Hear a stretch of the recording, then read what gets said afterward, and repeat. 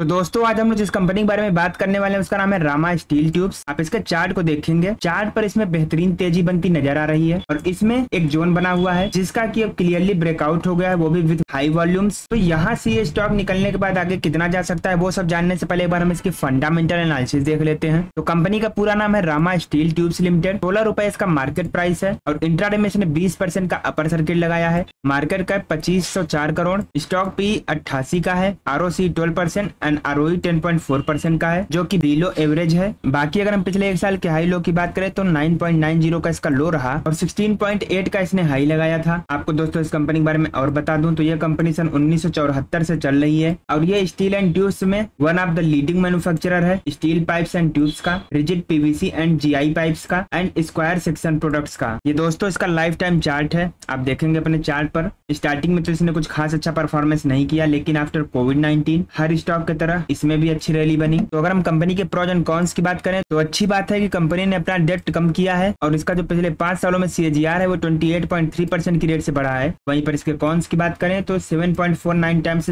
Book value पर अभी इसका स्टॉक ट्रेड कर रहा है और कंपनी लगातार प्रॉफिट बनाने के बावजूद भी डिविडेंड नहीं दे रही है और प्रमोटर्स ने पिछले क्वार्टर में अराउंड 0.37% अपना स्टेक भी कम किया है। तो अगर हम कंपनी के पीयर कंपैरिजन की बात करते हैं तो उसमें आपका रत्नामणि मेटल्स हो गया, NMDC steel, Sharda energy, Usha Martin, Gallant इस्पात, महाराष्ट्र सीमलेस, टेक्नोक्राफ्ट इंडस्ट्रीज जैसी और भी शानदार कंपनियां हैं। साथ ही इसमें रामा स्टील भी काफी अच्छा काम कर रही है। तो अगर हम कंपनी के क्वार्टरली रिजल्ट्स की बात करते हैं तो इसका जो सेल्स ग्रोथ है वो जून 2021 में 138 करोड़ का था, जून 2022 में 240 करोड़, जून 2023 में 312 करोड़ और जून 2024 में 216 करोड़ का रहा। वहीं पर नेट प्रॉफिट की बात करें तो जहां जून 2021 में 7 करोड़ का प्रॉफिट था, जून 2022 में 4.5 करोड़ का, जून 2023 में 7.5 करोड़ का प्रॉफिट और जून 2024 में 6.2 करोड़ का प्रॉफिट देखने को मिला। साथ ही दोस्तों अगर हम इसके लॉन्ग टर्म प्रॉफिट लॉस की बात करते हैं तो इसका जो सेल्स ग्रोथ है वो मार्च 2015 में 192 करोड़ का था, मार्च 2018 में 377 करोड़, मार्च 2021 में 470 करोड़ और करंट में कुल 951 करोड़ का है। नेट प्रॉफिट की बात करते हैं तो जहां मार्च 2015 में 1 करोड़ का प्रॉफिट था, मार्च 2018 में 13 करोड़,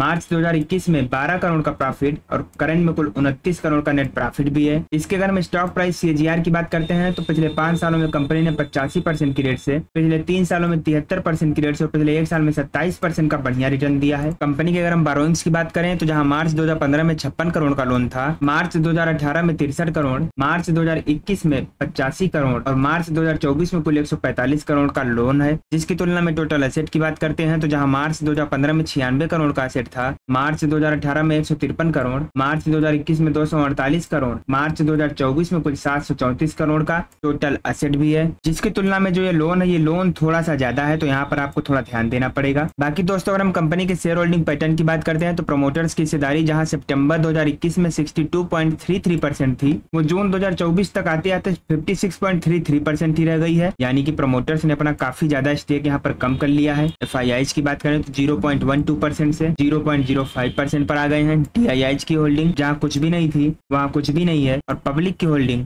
37.55% से 43.61% पर आ गई है। यानी कि यहाँ पर सारा गेम प्रमोटर्स एंड पब्लिक के बीच ही है। तो जो प्रमोटर्स बेच रहे हैं वो पब्लिक खरीद रहा है, जो कि कंपनी के लिए एक अच्छा संकेत नहीं होता है। तो अगर हम रामा स्टील के फोरेंसिक एनालिसिस करते हैं तो इसमें आपको 8 पॉजिटिव संकेत, 1 न्यूट्रल और 8 ही निगेटिव संकेत देखने को मिलेंगे। जैसे कि इसकी जो लायबिलिटीज है उसमें कोई दिक्कत की बात नहीं है, कंपनी के प्रमोटर्स ने कोई भी शेयर प्लेज नहीं किया है, अदर इनकम अच्छी है, रेवेन्यू इनका लगातार ग्रो कर रहा है, ROE जो है पिछले 10 सालों में काफी तेजी से बढ़ रहा है, वर्किंग कैपिटल अंडर कंट्रोल है, सेल्स ग्रोथ भी इसका काफी तेजी से बढ़ रहा है और इसके जो बैलेंस शीट है उसमें भी काफी ज्यादा स्ट्रेंथ नजर आ रही है। बाकी दोस्तों अगर हम इसके रिटेल होल्डिंग की बात करें तो रिटेलर्स की होल्डिंग अभी ठीक ठाक नहीं है। आपने देखा भी कि जो प्रमोटर्स बेच रहे हैं वही रिटेलर्स खरीद रहे हैं। कंपनी का जो डेप्ट है वो भी काफी ज्यादा हाई है, प्रमोटर्स अपनी होल्डिंग भी लगातार गिरा रहे हैं, हिस्टोरिक वैल्यूएशन भी इनका डाउन है, शेयर प्राइस उतनी रफ्तार है नहीं और डेप्रिसिएशन का भी जो है इफेक्ट पड़ रहा है प्रॉफिट पर। तो देखा जाए तो इसमें जितना पॉजिटिव है उतना ही निगेटिव भी है, तो आपको यहाँ अपना दिमाग लगाना पड़ेगा। बाकी दोस्तों अगर हम इसके रेवेन्यू की बात करते हैं तो इसका जो प्रोडक्ट है poles rejected pipes scrap around 44%, black pipes 43%, galvanised steel pipes 13%। Segment का ब्रेकअप करें तो स्टील पाइप्स में 71% का मैन्युफैक्चरिंग करते हैं and trading building materials 28.2%। Location wise breakup करें तो 100% ये इंडिया के अंदर ही काम करता है। इसके प्रॉफिट की बात करें तो स्टील पाइप से 52% का प्रॉफिट आता है, बिल्डिंग मटेरियल से 47 51% का